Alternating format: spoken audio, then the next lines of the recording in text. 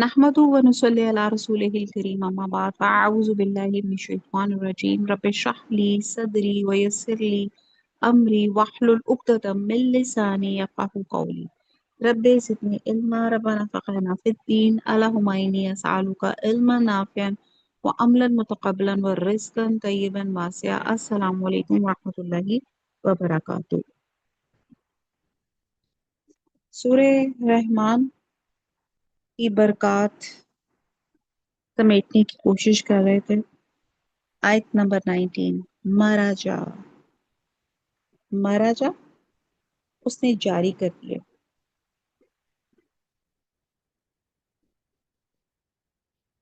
अल Bahraini, Bahraini दो दरिया, बहर कहते हैं ना दरिया को।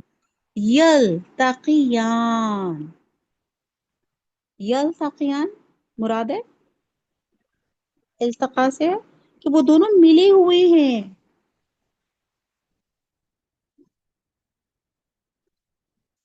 बामुहावरा उसी ने दो दरियाओं को जो आपस में मिलते हैं। बाइना हुमा, बाइन दरमियान, हुमा इन दोनों के दरमियान, बरज़खुन, बरज़ख आड़ है, ला नहीं, यबगियान, यबगियान ये बगावत से है, तुगयानी से है, एक दूसरे से तजावज करते। तो बा मुहावरा हो गया आयत नंबर 19 और 20 का कि उसी ने दो दरिया बनाए जो आपस में मिलते हैं और दोनों में एक आड़ है और इससे तजावज नहीं कर सकते। सुभान अल्लाह। अल्लाह हमें नेमतें गिना रहे हैं और यहाँ पे दरियाओं की नेमत बताई जा रही है कि दो दरिया हैं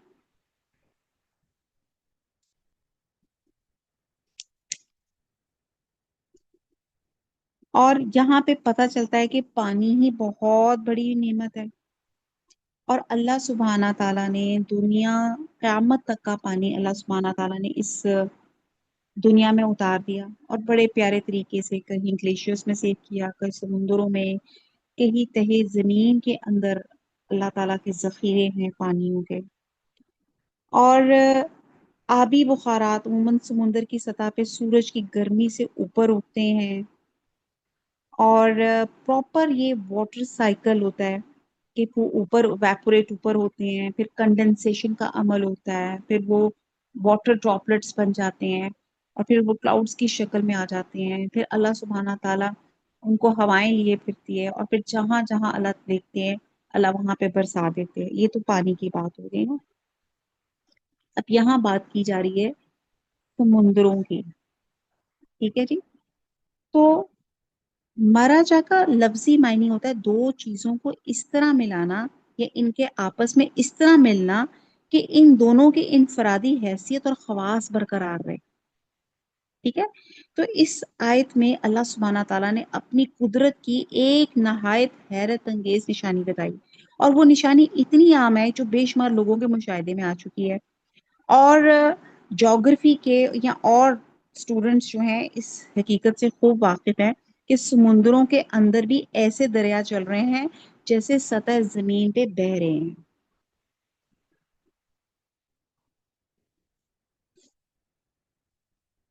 गर्म पानी में ठंडे और ठंडे पानी में गर्म रुई चलाना ये भी अल्लाह की बहुत बड़ी निशानी है। कहीं गर्म पानी की रुएं चल रही हैं, कहीं ठंडे पानी की, कहीं खारा पानी है, कहीं मीठा पानी है और ये रुएं इतनी लंबी होती हैं जो समुंदर के अंदर ही अंदर एक मुल्क से दूसरे मुल्क तक चली जाती हैं। फिर कभी तो ऐसा होता है कि ऊपर खारा पानी होता है, नीचे ठंडे और मीठे पानी का दरिया बह रहा होता है और कभी ऐसा होता है कि एक तरफ खारे पानी का दरिया बह रहा है और उसके साथ मुतस्सल मीठे पानी का दरिया चल रहा है और ये पानी अपनी अपनी हदूद के अंदर रहते हैं, बाहम मिलते नहीं। और मल्लाह हजरात अपनी वाकफियत की बिना पे समुंदर में से ठंडा और मीठा पानी भी हासिल कर लेते हैं। और ये कहते हैं कि दो मकामात ऐसे हैं अपनी इधर पाकिस्तान में, चित्राल और कराची में भी, जो रिसर्च बताती है कि एक तरफ गर्म पानी का चश्मा उबल रहा है और साथ ही दूसरी तरफ ठंडे और मीठे पानी का चश्मा उबल रहा है। حالانکہ زمین کے نیچے پانی کی سطح ایک ہے۔ اللہ تعالیٰ نے اپنی قدرت کی نشانی یہ مثال اس لیے دی ہے کہ یہ بات عام لوگوں کے مشاہدے میں آ چکی ہے۔ اب سوال یہ پیدا ہوتا ہے کہ پانی ایک لیکوڈ ہے جس کی خاصیت ہے وہ وہاں بہتا ہے، یعنی کہ اس کی مطلب وہ شیپ لے لیتا ہے نا ہر ایک چیز کی۔ اگر ایک ہی نوع کی دو چیزیں ہوں تو وہ آپس میں مل جاتی ہیں، ٹھیک ہے جی، جیسے دو لیکوڈ ہے۔ مگر ایسے مقامات پہ اللہ تعالیٰ نے پانی کی اس خاصیت کو سلب کر لیا تاکہ سمندر کے اندر یا سمندر کے کناروں پہ بسنے والی مخلوق کو پینے کے لیے ٹھنڈا اور میٹھا پانی مہیا ہو جائے تاکہ وہ اپنی زندگی کو برقرار رکھ سکیں۔ تو کیا اب بھی غافل انسان اپنے چشم بصیرت سے اللہ کی اس نشانی اور عظیم الشان نعمت اور قدرت کو نہیں دیکھے گا؟ اللہ کا شکر نہیں ادا کرے گا؟ آپ یہ دیکھیں کہ کس قدر زبردست بات ہے کہ ہمارا جو ہماری لینڈ کی ڈسٹریبیوشن ہے، جس میں آپ دیکھتے ہیں کہ ہمیں ریسرچ بتاتی ہے کہ ایک حصہ لینڈ ہے اور 3 حصے پانی ہے۔ سوچیں 3 حصے، ہم سمجھتے ہیں کہ زمین کتنی بڑی ہے، لیکن زمین میں سے جو پانی والا پارٹ ہے وہ 3 پارٹس ہے، یعنی کہ لینڈ کو 3 سے ملٹی پلائی کیے سے اتنا بڑا پانی ہے۔ اور پانی کو اللہ تعالیٰ نے یہاں پہ ٹھنڈے اور کھارے پانی کے ساتھ ساتھ چل رہے ہیں۔ اور اگر یہ تو میری خود آئی وٹنس ہے کہ میں کشمیر میں ایک جگہ گئی تھی، سنگم ہوٹل تھا ایک زمانے میں، تو وہاں کے ہم نے وہاں پہ اوپر سے کھڑے ہو کے دیکھا تھا، باقاعدہ 2 چشمے ساتھ چل رہے تھے، دونوں کا کلر بھی ڈفرینٹ تھا اور دونوں ساتھ ساتھ جا رہے تھے۔ اور الحمدللہ ابھی ریسنٹلی میں بھی اسکردو یا اس سائڈ پہ میں جب گئی ہوں، مجھے بھی ایگزیکٹلی جگہ یاد نہیں آ رہی، تو وہاں بھی میں دیکھ کر حیران رہ گئی کہ چشمے 2 ڈفرینٹ اور وہ ساتھ ساتھ چل رہے ہیں۔ اب آپ یہاں پہ گھر میں ایک ایکسپیریمنٹ کریں نا، آپ نیلے رنگ کا پانی اور لال رنگ کا پانی آپس میں مکس کریں تو وہ مل جاتا ہے نا، ٹھیک ہے نا، مکس اپ ہو جاتا ہے۔ اب یہاں اللہ کی قدرت دیکھیں کہ وہ آپس میں مکس اپ نہیں ہو رہے، کیونکہ اللہ تعالیٰ ان چیزوں سے انسان کو بینیفٹ دینا چاہتے ہیں، اللہ کی حکمتیں ہیں۔ اور پھر اللہ دیکھیں کہ کھارا پانی مقدار میں بہت زیادہ ہے۔ اب اگر ہم کہتے ہیں جی کھارا پانی کیوں ہے، میٹھا پانی کیوں نہیں رکھا ہوا؟ اب کھارے پانی کی اللہ تعالیٰ کی اور لاجکس ہیں۔ اب وہ کھارا پانی کیا ہے کہ ہم نے دیکھا کہ 3 حصے اگر پانی ہے تو سوچے کہ 3 حصے پانی میں میرین لائف کتنی ہوگی، یعنی کہ کتنی آبی مخلوقات ہوگی، کتنے آبی پودے ہوں گے، ایکوا لائف ہوگی اس کے اندر، اور اسی طرح وہ بھی مرتے بھی ہوں گے، ٹھیک ہے، ڈیکمپوز بھی ہوتے ہوں گے۔ تو یہ نمکین کھارے پانی میں جو نمکین ہے اس کی وجہ سے وہ اس میں آپ کے پانی میں بدبو نہیں اٹھتی، ورنہ آپ سوچیں یہ آپ کے سامنے نہر چل رہی ہے اور اس میں کوئی گندی کوئی چوہا یا کوئی بلی یا کسی کی لاش پڑی ہو تو کتنی سخت سمیل آتی ہے۔ تو یہ اللہ تعالیٰ کی ہمارے پر نعمت ہے، عنایت ہے کہ اللہ تعالیٰ نے یہ پانی کی بھی اتنی خوبصورت تقسیم رکھی، اور وہ کھارا پانی کی وجہ سے ہماری پوری دنیا میں بدبو سے بھرا ہوا نہیں ہے۔ وہ اس نے ان تمام چیزوں کو اپنے اندر سمو لیا ہے، اندر ہی ڈیکمپوز کر دیا، اس کے اندر اتنے لیول کا اللہ تعالیٰ نے نمکیات یا منرلز واٹ ایور جو چیزیں اللہ تعالیٰ نے رکھی ہیں، یہ اللہ کی حکمتیں ہیں۔ اور یہی کھارا پانی جب ایویپوریٹ ہوتا ہے تو ڈرنکبل بن جاتا ہے۔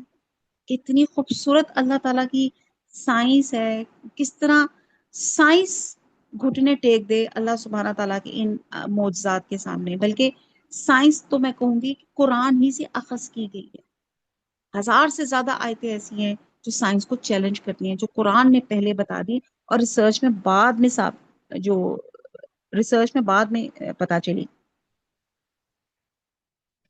تو ابھی ہم نے پڑھا کہ دو دو مغرب ہیں، 2 مشرق ہیں۔ اب آپ دیکھیں، وہی میں بتا رہی ہوں کہ اتنی تفصیل ہے، اتنی تفسیر ہے ان کی کہ آپ ہم حق نہیں ادا کر سکتے ان آیات کا۔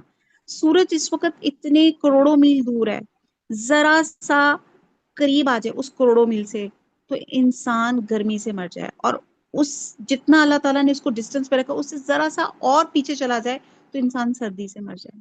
تو یہ اللہ تعالیٰ کی ہمارے پہ بڑی عنایتیں ہیں کہ اللہ تعالیٰ نے سورج چاند ستاروں کو ایک پراپر ڈسٹینس میں اپنے آربٹس میں گھوم رہے ہیں، انسان کے لیے فائدہ اٹھانے کے لیے ہمارے لیے کام کر رہے ہیں۔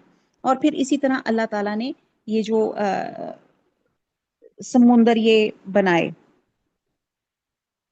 پھر آپ دیکھیں،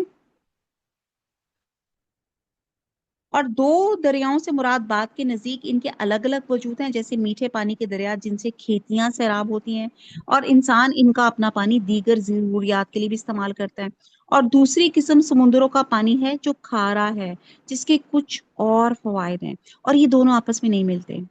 اور بعد نے اس کا مفہوم یہ بیان کیا ہے کہ کھارے سمندروں میں ہی میٹھے پانی کی لہریں چلتی ہیں، اور یہ دونوں لہریں آپس میں نہیں ملتی بلکہ ایک دوسرے سے جدا اور ممتاز رہتی ہیں۔ اور اس کی ایک صورت تو یہ ہے کہ اللہ تعالیٰ نے کھارے سمندروں میں کئی مقامات پر میٹھے پانی کی لہریں جاری کی گئی ہیں، اور وہ کھاری پانی سے الگ رہتی ہیں۔ اور ایک یہ صورت جیسے ابھی میں نے بتایا کہ سم ٹائم یہ ہوتا ہے کہ کھارا پانی اوپر ہوتا ہے اور اس کی تہ میں چشمہ آب شیریں ہوتا ہے۔ اور پھر ایک تیسری صورت یہ ہے کہ جن مقامات پہ میٹھے پانی کے دریا کا پانی سمندر میں جا کے گرتا ہے، وہاں کئی لوگوں نے اس چیز کو مشاہدہ کیا، اس کو مشاہدہ کیا ہے کہ دونوں پانی میلوں تک ساتھ ساتھ چلتے ہیں، ایک طرف میٹھا دریائی پانی اور دوسری طرف وسیع و عریض سمندر کا کھارا پانی۔ ان کے درمیان میں اگرچہ کوئی آڑ نہیں، لیکن یہ باہم نہیں ملتے، دونوں کے درمیان میں یہ برزخ آڑ ہے جو اللہ نے رکھی ہے، اور دونوں سے تجاوز نہیں کرتے۔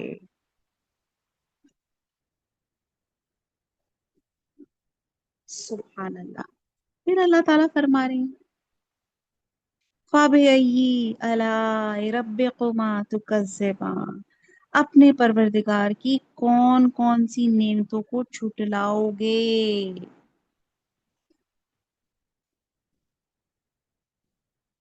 آیت نمبر 22، اللہ تعالیٰ ہم آپ کی کسی نعمت کو نہیں جھٹلاتے، تمام تعریفیں آپ ہی کے لیے ہیں۔ آیت نمبر 22، یخرجو، اخراج سے ہے، نکلتے ہیں، منہما، ان دونوں سے، لؤلؤ، موتی، والمرجان، اور مونگے۔ اب اس کو انڈر لائن کر لیں۔ اب اللہ تعالیٰ فائدے بھی بتا رہے ہیں کہ کیا کیا فائدے ہمیں ملتے ہیں،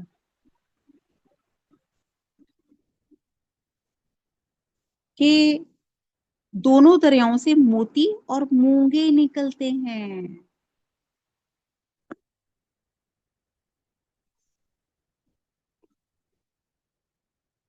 مرجان برزخی مخلوق، مرجان دراصل جمادات اور نباتات کے درمیان برزخی پیدائش ہے، جس طرح سب موتی پتھروں ہی کی قسم کے ہوتے ہیں تو مرجان بھی پتھر ہی کی قسم ہے، لیکن یہ نباتات کی طرح بڑھتا ہے اور جمادات کی طرح جامد نہیں۔ مرجان کا ایک چھوٹا سا پودا ہوتا ہے جس کی شاخیں بھی ہوتی ہیں۔ موتی اور مرجان عموماً کھارے پانی کی پیداوار ہے، مگر اس کھارے پانی کے نیچے اللہ سبحانہ تعالیٰ نے قدرت سے میٹھے پانی کے چشمے بھی ابل رہے ہیں۔ اللہ کے عجائبات اتنے ہیں ہم گن نہیں سکتے۔ یہاں تو بالکل تھوڑی سی اللہ تعالیٰ ہمیں تھاٹ پرووکنگ، اس کو کہتے ہیں نا، ایک کچھ نعمتیں گنا کے ہمیں کہہ رہے کہ دیکھو تو صحیح کہ ہم اللہ کی کون کون سی نعمتوں کو جھٹلا رہے ہیں۔ تو یہاں پہ مرجان، چھوٹے موتی یا پھر مونگے مراد ہیں۔ کہتے ہیں آسمان سے بارش ہوتی ہے تو سپیاں اپنا منہ کھول دیتی ہیں، اور جو قطرہ ان کے اندر پڑ جاتا ہے وہ موتی بن جاتا ہے۔ اور مشہور یہی ہے کہ موتی وغیرہ میٹھے پانی کے دریاؤں سے نہیں بلکہ آب شور یعنی کہ سمندروں سے ہی نکلتے ہیں۔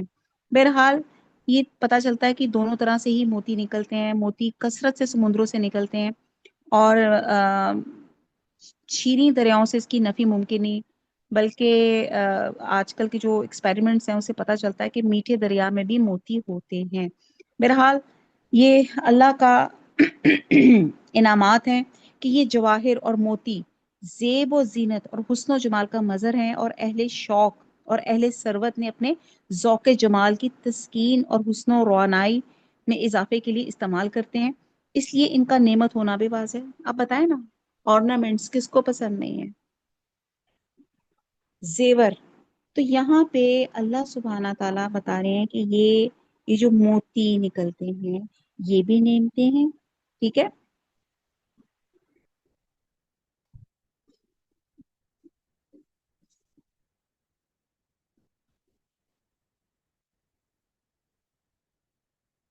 تو یہ چیزیں اللہ تعالیٰ کی حیرت انگیز تخلیقی کارناموں کے نتیجے میں پیدا ہوئی ہیں جس سے انسان فائدہ اٹھا ہے. پھر اللہ تعالیٰ دوبارہ پوچھ رہے ہیں، آیت نمبر 23، فَبِأَيِّ آلَاءِ رَبِّكُمَا تُكَذِّبَانِ، تو تم اپنے پروردگار کی کون کون سی نعمت کو جھٹلاؤ گے؟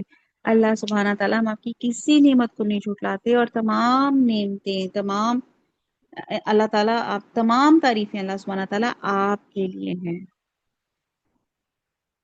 آیت نمبر 24،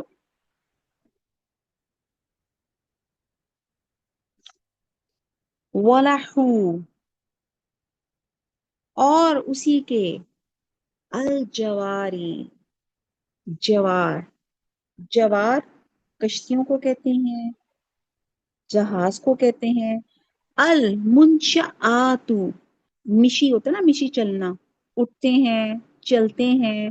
فی البحری، بحر دریا میں. کل اعلام، اعلام علم نہیں ہے، اعلام ہے، اونچے پہاڑ سے مراد ہے، پہاڑوں کی طرح. یہ لفظ پہلے بھی آ چکا ہے. تو با محاورہ ہوا. اور جہاز بھی اسی کے ہیں جو دریا میں پہاڑوں کی طرح اونچے کھڑے ہوتے ہیں. اب مزید اللہ تعالیٰ بتا رہے ہیں کہ اللہ تعالیٰ نے انسان کو اتنی عقل دی کہ اس نے بڑے بڑے اونچے جہاز تیار کر لیے جو بڑے بڑے سمندروں کو، یہ موجوں کو چیرتے ہوئے جاتے ہیں. لہٰذا انسان کے اس فعل کی نسبت اللہ تعالیٰ نے براہ راست اپنی طرف کی ہے. تو یہ جہاز دراصل انسان کی ملکیت میں نہیں، اللہ کی ملکیت میں ہے. ٹائٹینک کے بارے میں ہم سب جانتے ہیں. ٹائٹینک جس نے بھی بنائی، اس کا ایک بہت مشہور جملہ تھا کہ جب اس کو اتنا پراؤڈ فیل ہوا نا کہ میں نے اتنا بڑا جہاز، اتنی بڑی ٹائٹینک بنائی، تو اس نے کہا اس کو تو خدا بھی نہیں ڈبو سکتا. اور وہ پہلے ہی سفر میں بڑی شان کے ساتھ نکلا، بڑا پراؤڈ، اور اس کی سوچ میں بھی نہیں تھا. اور کیسے گلیشیئر ٹکرایا اور کس طرح وہ آن میں وہ ساری کشتی ڈوب گئی اور ایک قصہ پارینہ بن گیا. تو اللہ سبحانہ تعالیٰ جو ہے، یہ اتنا بڑا سمندر ہے، اس میں ہواؤں کو موافق رکھنا، سمندر کی کنٹرول میں رکھنا، یہ کون، کس کا کام ہے؟ اللہ سبحانہ تعالیٰ کا. آپ دیکھیں کہ بلند ہوائیں ہیں، اس سے مراد کہ یہاں پہ جو کہا جا رہا ہے نا، یہ آپ لفظ کو غور سے دیکھیے گا، منشآت، منشآت یعنی کہ بلند کی ہوائیں. مراد بادبان ہے، جو بادبانی کشتیوں میں جھنڈوں کی طرح اونچے اور بلند بنائے جاتے ہیں. اور بعد نے اس کے معنی مصنوعات کے لیے ہیں، یعنی کہ اللہ کی بنائی ہوئی جو سمندر میں چلتی ہیں. پھر آپ دیکھتے ہیں کہ ان کے ذریعے آپ ٹرانسپورٹیشن ہو جاتی ہے. ٹھیک ہے. تو یہ اللہ کی بہت بڑی نعمت ہے. اگر میں جہاز اور پانی کے فائدے اور یہ تمام چیزوں کو گنانا شروع کروں تو بہرحال یہ ایک علیحدہ ہی چیپٹر نکل پڑے. تو اللہ تعالیٰ کہہ رہے ہیں غور و فکر کرو کہ کیا کیا اللہ تعالیٰ نے تمہیں نوازا ہوا ہے. کہ اتنے جو ہم ابھی پڑھ رہے ہیں کہ 3 حصے پانی ہے، تو اللہ تعالیٰ نے کہا کہ ان 3 حصے پانی میں بھی تم سفر کر سکتے ہو. اپنی ٹرانسپورٹیشن چیزیں ایک جگہ سے دوسری جگہ آپ پہنچا سکتے ہو. اور یہ کون ہے؟ یہ اللہ تعالیٰ کی نعمت کی وجہ سے ہو رہا ہے. پھر آگے اللہ تعالیٰ پھر کہتے ہیں فَبِأَيِّ آلَاءِ رَبِّكُمَا تُكَذِّبَانِ، تو تم اپنے پروردگار کی کون کون سی نعمت کو جھٹلاؤ گے؟ اللہ سبحانہ تعالیٰ ہم آپ کی کسی نعمت کو نہیں جھٹلاتے، سب تعریفیں آپ کے لیے ہیں. آیت نمبر 26، کلو، سب، من، جو، علیہا، اس پر ہے، فانن، فانن فنا ہونے والا ہے، با محاورہ. کہ جو مخلوق زمین پہ ہے سب کو فنا ہونا ہے. آیت نمبر 27. وہ یبقا باقی رہے گا. وجہو وجہو ذات ربی کا تیرے رب کی ذل جلالی والاکرام صاحب جلال اور اکرام اور عظمت کریم. دونوں آیات کا 26 اور 27 کا با محاورہ ہے کہ جو مخلوق زمین پہ ہے سب کو فنا ہونا ہے اور تمہارے پروردگار ہی کی ذات بابرکت ہے جو صاحب جلال اور عظمت ہے باقی رہے گی. آیت نمبر 26 سے لے کے جو 30 ہیں ان آیات میں جن اور انس کو اس حقیقت سے خبردار کیا گیا ہے کہ تمہاری زندگی اور دنیا کا سارا ساز و سامان عارضی ہے. ایک دن یہ سب کچھ تباہ ہو جانے والا ہے اور اس تھوڑی سی زندگی کے لیے تم گھمنڈ اور تکبر میں مبتلا ہو گئے ہو. اللہ کی نافرمانی کرنے لگ گئے ہو. نعوذ باللہ. بڑے خسارے کا سودا ہے. اور اب آپ دیکھ لیں کہ ہر چیز کی ایک شیلف لائف ہے. یہاں اللہ تعالیٰ نے بتایا کلو نفسن ذائقۃ الموت. ہر چیز کو جو چیز اللہ نے پیدا کی ہے اس کی انتہا ہے اور وہ اللہ تعالیٰ جانتے ہیں کہ وہ انتہا کیا ہے.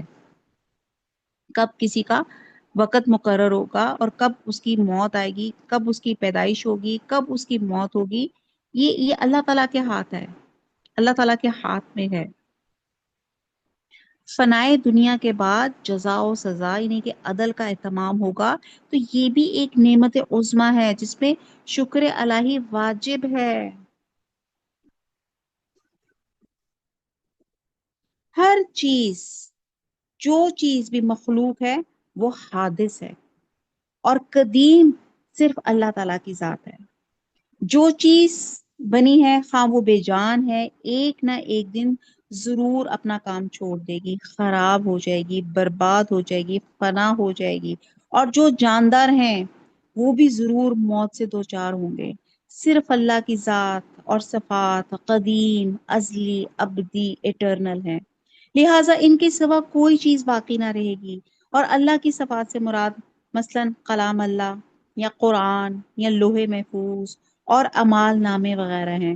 رہے فرشتے بالخصوص حاملان عرش تو ان کے متعلق تو اللہ ہی بہتر جانتے ہیں کیونکہ قرآن میں کئی مقامات پہ فرشتے اپنے کلام کو اللہ کی طرف منسوب کر دیتے ہیں. جیسے جبریل نے حضرت مریم کے سامنے آ کے کہا تھا لا حبا لکی غلامن زکیہ. حالانکہ لڑکا یا اولاد عطا کرنا اللہ کی صفت ہے اور اس کا کام ہے، فرشتوں کا نہیں. یہاں پہ دیکھ لیں کہ آج جو ہم نے گھر بھر کے رکھے ہوئے ہیں کیا کیا چیزیں جمع کر رکھی ہیں، ہر چیز کو فنا ہے. یہاں اللہ تعالیٰ نے کلیئر کٹ فنا کا قانون بتا دیا، چاہے وہ جاندار ہے تو چاہے وہ بے جان ہے. آپ خود دیکھیں نا، ہم اگر انسان کی اپنی سٹیجز اگر آپ دیکھیں تو جیسے بچہ پیدا ہوتا ہے آہستہ آہستہ وہ گرو کرتا ہے، انرجی لیتا ہے، ایڈلٹ ہوڈ میں جاتا ہے، پھر بڑھاپے کی طرف جاتا ہے. اور جب آپ بڑھاپے کی طرف جاتا ہے تو آہستہ آہستہ اس کی انرجی لیول ڈاؤن ہونا شروع ہو جاتے ہیں. آپ دیکھتے ہیں کہ آپ کے وہی گھٹنے، وہی ٹانگیں جن سے بھاگ کر آپ سیڑھیاں چڑھتے تھے، بائی دا ایج آپ 50 سے ابو ہونا شروع ہوتے ہیں تو آہستہ آہستہ سہارے سے پکڑ پکڑ کے آپ سیڑھی چڑھتے ہیں.